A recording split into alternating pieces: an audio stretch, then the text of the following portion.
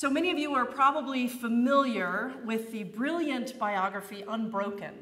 It's the extraordinary story of Louis Zamperini, who spent 47 days lost at sea when his plane went down during World War II, and then endured years of deprivation and torture at the hands of one of the most violent and sociopathic captors in a POW camp. It was a very hard read, even harder to watch when it was adapted for the big screen, and it remains an incredibly powerful and inspiring testimony to the human spirit, not to mention to the evils that humans can do to each other. You might recall that there was a pivotal triumphant moment in the film where Louis, who has endured more than we, the reader or the viewer of the film, can ever even imagine he's capable of enduring, is ordered to hold a heavy wooden beam over his head.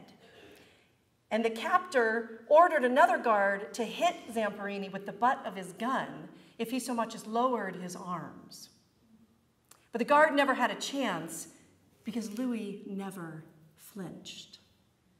One of the POWs who witnessed this whole thing that day kept an eye on the clock, and he noted that Louis Zamperini held that beam for an excruciating 37 minutes overhead. His captor finally, in a fit of rage, knocked him to the ground after 37 minutes. Louis Zamperini would later say of that experience that he didn't know how he did it. Something just went on inside of him. He said, "I don't know what it was." Well, I have a few ideas. I have a feeling that that which sustained him during those 37 minutes is the same force that released him years later from the nightmares and the PTSD and the suffering. Because he describes that for years after he was freed, he suffered unimaginably, only this time not physically, but mentally. He had nightmares, he had post-traumatic stress disorder, he had an addiction from the self-medicating drinking that he was doing. The flashbacks, the nightmares, the hatred, the drinking, all of it encompassed Louis' life until finally, he made good on a promise that he had made to God during his time as a captive. And what he did was he turned his life over to God.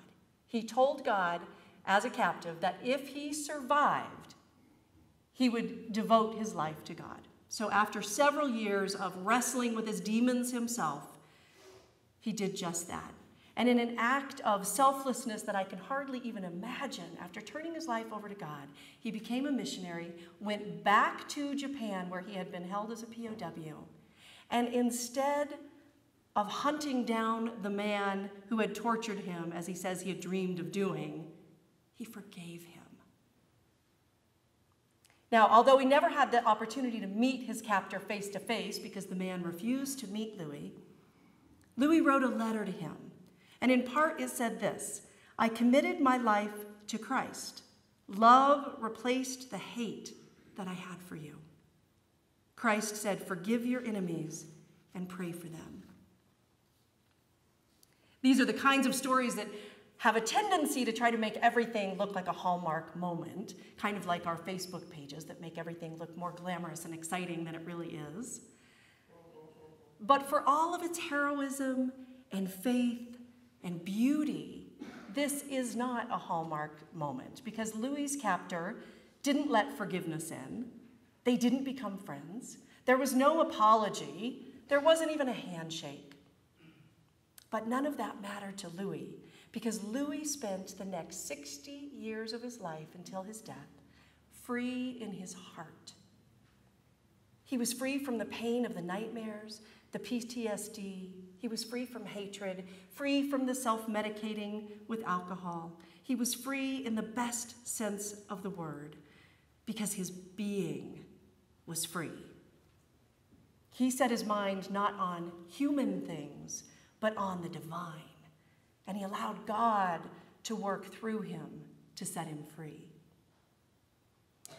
We've been working our way through the Gospel of Matthew for these past few weeks this summer, and one of the things that the author of Matthew is trying to make abundantly clear to us is that what will be required of us as disciples, the attitudes and behaviors of Christian discipleship.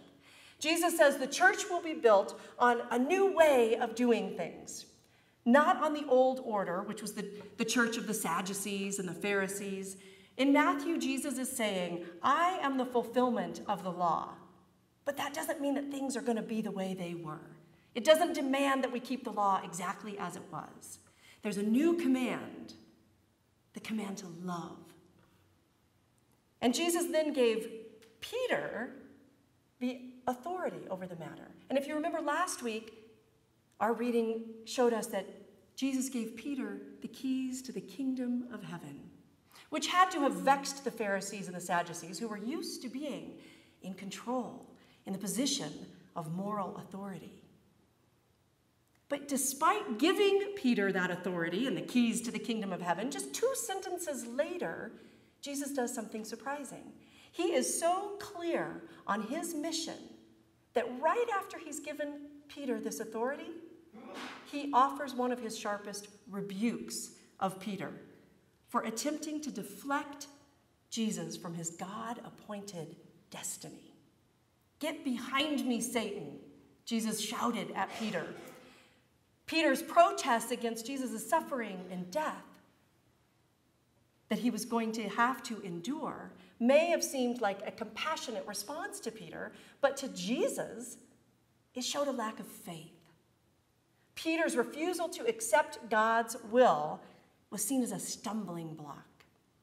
You can't let your mind mess with you that way, Jesus seemed to be saying. Stay focused. You're thinking not as God does, but as humans do. Peter and the disciples must accept and believe that not only will Jesus suffer, but they too will have to follow him on the way of the cross if they are truly to be his disciples. Now, Peter's denial of this is a stumbling block, Jesus says, and the Greek word here is interesting. It's scandalon, which is literally a stick used for bait to trap or ensnare someone. So Jesus knows that evil is trying to ensnare him yet again, this time with human compassion and empathy and concern, which would be so tempting, wouldn't it? But Jesus says, no, that is a trap. It's a stumbling block to me because you're thinking as humans do, not as God does. And then Jesus goes on to tell them that if they truly want to be his disciples, they need to pick up their cross and follow him, which is a passage in this text that I think can become its own stumbling block to us. Because sometimes we read this passage literally, and we think it means that we too have to pick up a cross and die, the ultimate sacrifice. But I'm here to tell you that when we take up our cross, we will find it exceedingly easier to bear than we ever thought possible. Because Jesus is not trying to make our lives more difficult. We are good enough at that all by ourselves. Jesus says, my yoke is easy and my burden is light. You will have to do some heavy lifting. None of us gets off scot-free. But Jesus makes it clear that his path, this path of love, leads to abundant life and abundant joy, not pain and suffering. He paid that price for us. Now, there are indeed people who have paid the ultimate sacrifice, people of God who have died in service to God. There are countless examples through our Christian history, and sadly, they're still happening today. But I also know that when Jesus calls us to pick up our cross, to lose our lives, there are myriad ways we do that. There are myriad ways we die, and not the least of which is dying to self. Dying to the greedy, self-centered, immediate gratification lives we lead. Dying to the path of least resistance. Dying to the addictions that we have. Dying to hate and intolerance. Dying to dysfunctional relationships. Dying to whatever it is that is the stumbling block between us and God. When Jesus says you must use your life, he is simply asking us to trust him, trust the divine, and nail those things to the cross and let them go, because we're powerless over them anyway. But there are still traps in this life, scandalon, stumbling blocks that keep us from fully realizing how easy the yoke is that Jesus offers us. One of those stumbling blocks is that we feel overwhelmed by the violence and the tragedy that we see in the world. This week alone, alongside the visuals that we saw on the news of Hurricane Harvey in Houston, I learned that 500 people were killed in a landslide in Sierra Leone, and 20,000 more of them are homeless because of it. I see the news of the investigation into the terrorist attack in Barcelona, where someone drove a car into the crowd and killed 13 people. I see the fallout of the display of hatred in Charlottesville. I see a French president who spends $30,000 on makeup. To put it bluntly, all we have to do is watch the news, and we are filled with so much grief that it can be overwhelming to the point of paralyzing us. Or we get into the business of blaming God, blaming leaders, blaming the elite, blaming ignorance, blaming. Another stumbling block is that we think we have to control everything. We want revenge. We want to argue our side of the story and win converts. We want to justify our anger. We think we have control. But the only thing we can really control is love. Yes, Jesus tells us we need to pick up our cross and follow him, but our cross is quite simple. Choose love.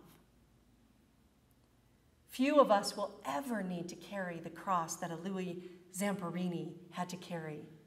Few of us will ever have to carry the cross to the ultimate end, to endure trauma and death. But every single day as disciples of Christ, you will need to pick up your cross of love. I believe there are times in our lives when that cross is so heavy to bear, it may require more of us than we ever thought we could endure. It certainly did for the disciples and for the early Christians who were persecuted and martyred. But in today's world, picking up your cross can be just as hard as confronting a wild beast in a coliseum filled with people cheering not for you, but for the beast. Because love is not easy, but it is our cross to bear. So what does the cross of love look like? Well, Paul gave us a pretty beautiful reminder in Romans chapter 12 today.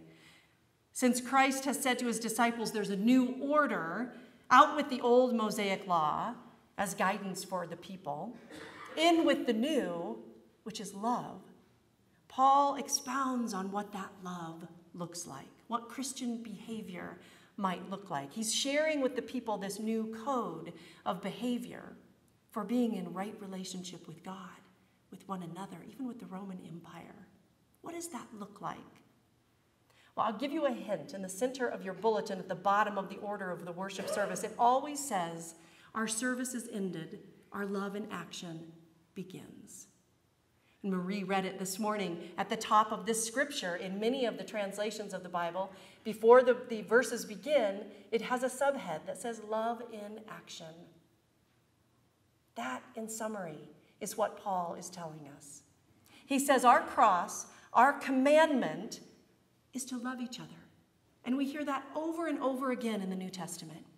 But he goes on, he adds a few things, so I'm going to share the rest of them with you again. He says, hate what is evil. Now, to hate literally means to abhor something, to regard it with disgust or hatred. That's pretty clear. Abhor what is evil. Then Paul says, be fervent in spirit.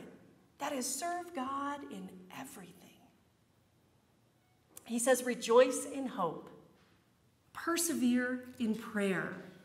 Paul says, contribute to the needs of our fellow Christians. Offer people hospitality. He says, and this is a tough one, don't curse those who persecute you, but bless them instead.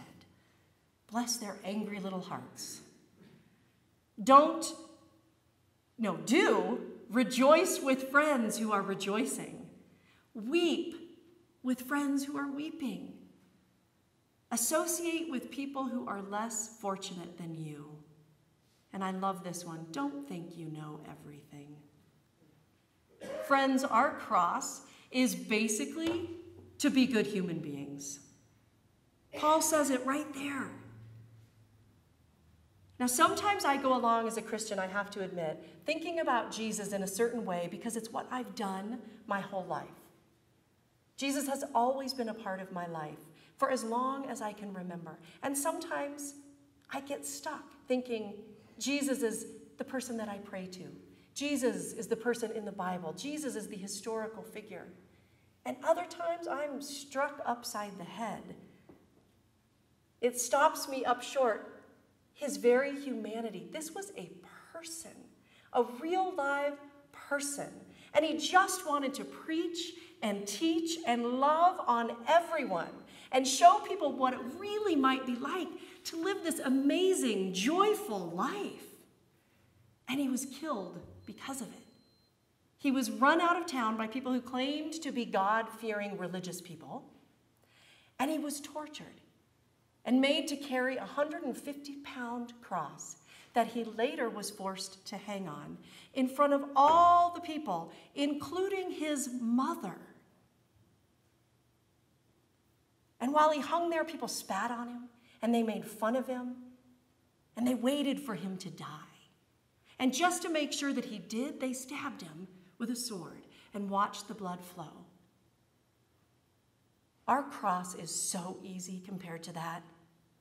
So easy. God doesn't want that for us.